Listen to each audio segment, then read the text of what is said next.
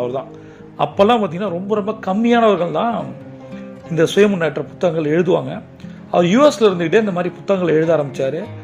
100% நான் சொல்கிறேன், யாரெல்லாம் லைஃப்பில் ஜெயிக்கும்னு நினைக்கிறீங்களோ, பாயிண்ட் நம்பர் 1 எம்எஸ் உதயமூர்த்தியோட எல்லா புத்தகங்களும் வாங்குங்க. அப்படி இல்லைன்னா எம்எஸ் உதயமூர்த்தி சாருடைய சில புத்தகங்களையாவது வாங்கி படி. எண்ணங்கள் அமேசிங்காக இருக்கும்.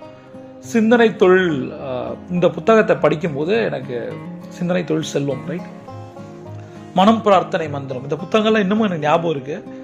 அப்போ படிக்க ஆரம்பிக்கும் போது எனக்கு அவர் சொன்ன கான்செப்ட் வந்து அந்த அளவுக்கு புரியல என்னுடைய நாலேஜுக்கு சரியா. பட் அவர் சொன்ன கதைகள், அந்த ஸ்டோரி அதில் உள்ள சொல்லுவாங்கல்ல, சில எக்ஸாம்பிள் சொல்லும் போது எனக்கு பிஸ்னஸ் ஆர்வம் வர ஆரம்பிச்சது. நான் ஒரு பிஸ்னஸ் ஃபேமிலியிலேருந்து வந்த பையன் சரியா.